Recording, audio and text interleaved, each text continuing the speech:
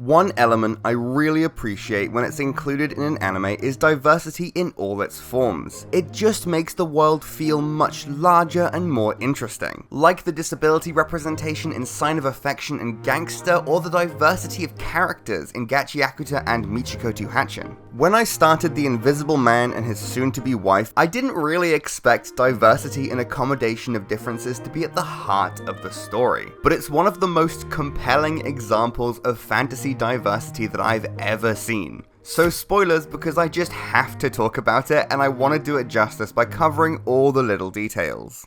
The anime is the brainchild of Iwatobi Neko, and was originally published as a webcomic on Twitter, then later published by Futabansha on Pixiv Comic under their web action label. Despite this, it's a very chill and contemplative manga, which makes me think this is action not as in gunfights, but as in here's where the action's at. Although more recently, it's listed under the new Luluve label, a label that seems to focus on romantic or slice-of-life stories with female leads. The anime was made by Project No. 9, with most of the episodes directed by Seto Mitsuo. Project No. 9's other works include what I will affectionately call non-action isekai slop, generic high school romances, and that one volleyball anime from that one GIF. Not to shit on them as a company, it's just funny how spectacular Invisible Guy is by comparison. We here at Merry Kiwi are very pro-trash isekai and pro-small companies staying afloat by animating trash. The anime at its core follows the relationship between Shizuka Yako, a blind woman working at a detective agency, and Akira Tonome, the invisible owner of said agency. I'm always excited to check out adult romances, and the romantic progression between these two is so satisfyingly mature. Akira being slightly older allows him to take the lead early on as the relationship develops, but in the latter half, it's Shizuka who gets to break down his walls and explore his trauma. Both characters bond over what makes them different. Their detective work is often secondary to the romance, with side characters coming and going with their own plotlines. It has a few action scenes and some mystery thrown in too, but it isn't this which makes the anime such a standout. I want to focus on the way the show approaches discrimination, accommodation, and acceptance.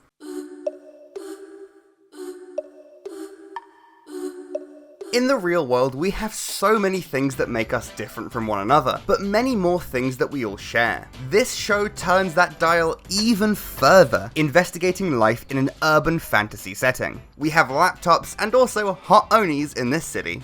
In this world, there are all kinds of races, from animal people to elves to fish people and of course humans. I almost said normal humans, but that feels completely counter to what the anime is trying to present. Through its 12-episode runtime, you get to meet and learn to understand all kinds of different people. The lens that the show views the world through is so hopelessly positive that it's hard not to feel better after watching it. As you would expect, the first difference you encounter in the show is Shizuka's blindness, and Akira's invisibleness.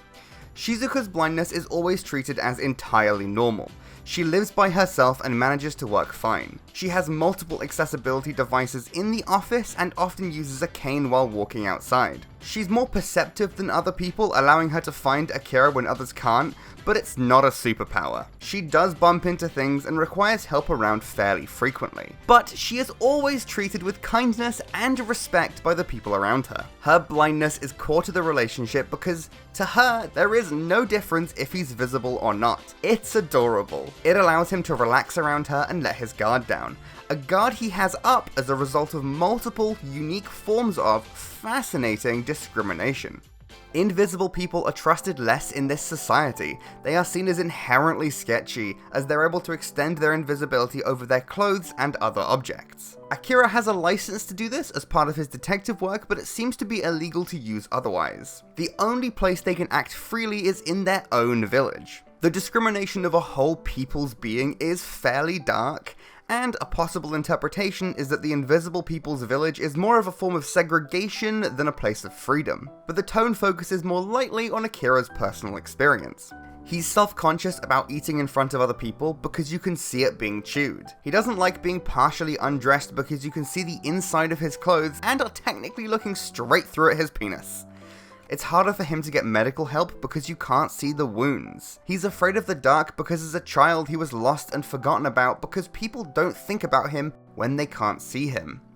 All of these issues he faces are a direct result of the way he was born and the society he grew up in. His romantic relationships with people are a struggle too, as you find out in episode 9. The prospect of having sex with someone you can't see can be scary, so he's become very closed off to physical intimacy so as not to hurt people. It's presented as more of an unfortunate incompatibility than anything either he or his ex-girlfriend did wrong, but it still left them both with emotional scars. It feels like Akira spends his whole life being very considerate of those around him to overcompensate for how society views invisible people and how he's caused people in his life to feel discomfort. This is even a point of contention between him and Shizuka, because he's overly considerate to the point of ignoring her wants, treating her as overly fragile, which reads as coddling and infantilizing to her, a working adult. Not to mention, as a woman with a disability, she has likely experienced similar behavior in a more condescending way.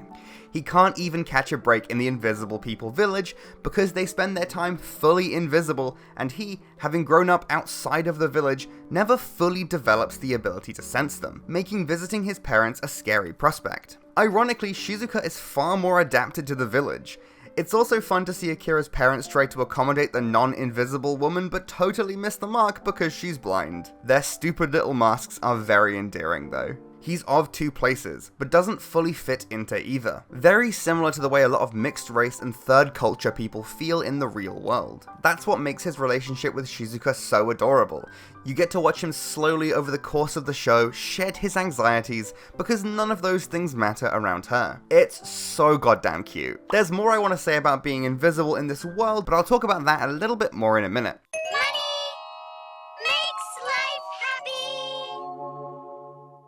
Aside from the invisible people, there's many other races and topics discussed in the series, one of which is the dark elf very fittingly named Karma. He has the ability to expel his negative emotions onto other people. Because of this power, and much like Akira, people like him are viewed pretty negatively. When his wife Light becomes pregnant, he has to stay away from her, in case his curse affects the child. Although, considering the baby is half dark elf, you can see this as another form of discrimination towards Karma. The conflict between Light and Karma's different cultures pairs so well with his generally upbeat personality. The story really dives deeply into the emotional effect of being different in a really interesting way. He's also just really funny. Another member of the core cast is Luna Jirashi, a beast woman. She's strong and capable, with the coolest action scene in the whole series. Her fur is patterned, making it harder for her to style clothing, with her often opting for garments that cover her body's natural patterns. I adore that the show allows time for her complex to be explored. In episode 6, you find out that she's jealous of people without patterned fur, with it culminating in her learning how to style in a way that makes the most of her patterns. It's adorable. I want her to fall in love with the cool lizard boy. Then there's the more traditional representation, with the reveal that their grumpy co-worker who likes to keep work and love separate, Daichi, is in a relationship with the absolute sunshine golden retriever boy lawyer they occasionally work with, Kosuke. This is an early reveal and acts as a sort of tempering to the tone of the show, by treating these two men with equal care in the plot to our main two, and later on with our non-human characters. It also worked as a great filter for people who were homophobic, but yet, it's so sad that they couldn't even deal with the most gentle messaging of how we're all the same and all deserve love. Further into the show, the main pair end up visiting a haunted ryokan by the sea, except it's not haunted, it's just run by fish people. The guests have no reason to assume the mysterious happenings are actually just the employees, and the employees have no reason to think what they are doing is weird. The way the show presents differences, accepts, and then accommodates these differences is just so lovely. It's also fun to see them get roped into detective work because Shizuka wants to go to a ryokan with Akira. I liked the realism of them having to call and explain the change in plans to their work colleagues. My favourite episode of the whole series is episode 11, and maybe the reason I decided to make this video. The whole show is gorgeous and so well animated, but this episode takes it to another level. This episode was the directorial debut of Chafik, the production manager for some of the Wano Kuni arc of One Piece. he pulled out all the stops, calling on loads of One Piece animators for a spectacular debut. It follows Shizuka and Akira on their trip to visit Akira's parents in the Invisible People village. The village being uncomfortable for him is presented so clearly through the muted color palette, lightening as he meets back up with his childhood friend Kiriguro. The episode has so many highlights, but the star is Kiriguro-san's backstory. He moved to Paris to chase his dreams of becoming a model. The way this episode depicts the brutal fashion industry through blue tones and tight composition works so damn well. They see him being invisible with passing indifference, until one day after a particularly bad audition, he gets drunk and paints a skull on his face, accidentally using what makes him different to stand out, eventually getting it permanently tattooed. I love this episode so much, and I need more people to watch it and the whole show. The payoff for how Kiriguro influenced Akira to be bolder and open to fashion as a way to express himself is adorable. The fact it's presented through godly animation and direction is the cherry on top. Towards the end of the season, Akira and Shizuka move in together.